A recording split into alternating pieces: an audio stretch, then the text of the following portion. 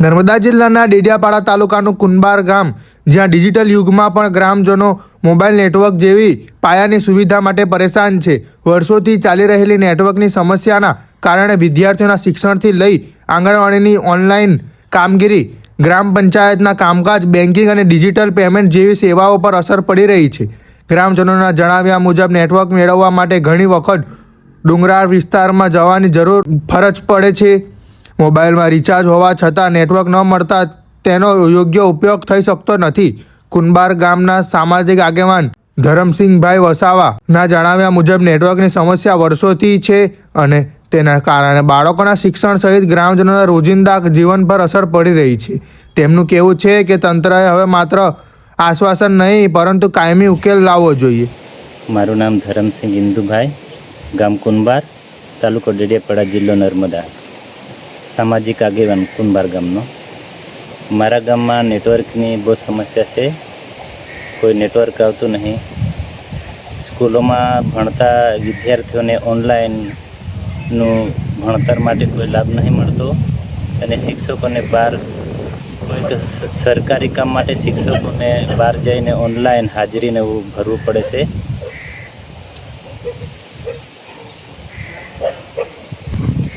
આંગણવાડી બહેનો માટે ઓનલાઈન કામગીરી માટે પણ ગામમાંથી બે કિલોમીટર બહાર જઈને પછી કામગીરી કરવી પડે છે. ઓનલાઈન કામગીરી બહુ તકલીફ પડે છે આંગણવાડી બહેનોને. અને ગ્રામ પંચાયતનું કોઈ કામગીરી હોય તો ઓનલાઈન કામ કરવા માટે ગામમાં નેટવર્કના અભાવે ગામમાં કોઈ નેટવર્કની કામગીરી થતી નથી.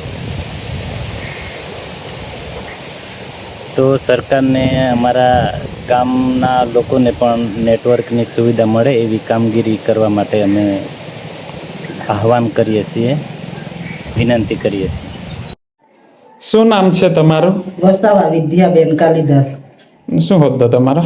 આંગણવાડી વર્કર.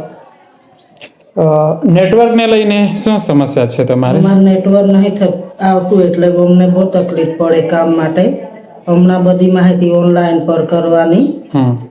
ને અમને પછી નોટિસો બી મળે ને રોજનું ઓફિસમાં જવું પડે. શું કરે હવે મજબૂરી લીધે કામ તે લોકો માંગે.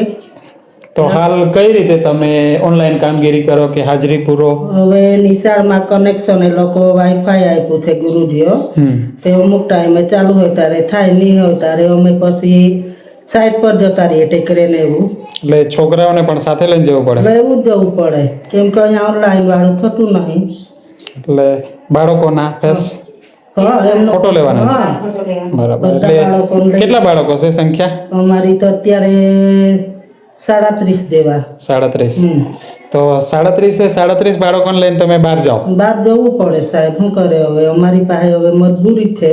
એ લોકો ઓનલાઈન માંગે ને બચ્ચા ઓછા બતાવે ત્યારે અમને પાછા નોટિસ બી મળે. તો શું આશા રાખો સરકાર પર? અમને હવે ટાવર જોઈએ ને આ બધું ટાવર વાળું ઓનલાઈન વાળું કામ નહીં થાય ત્યારે સારું આવે. યોગ્ય નિકાલ આવે.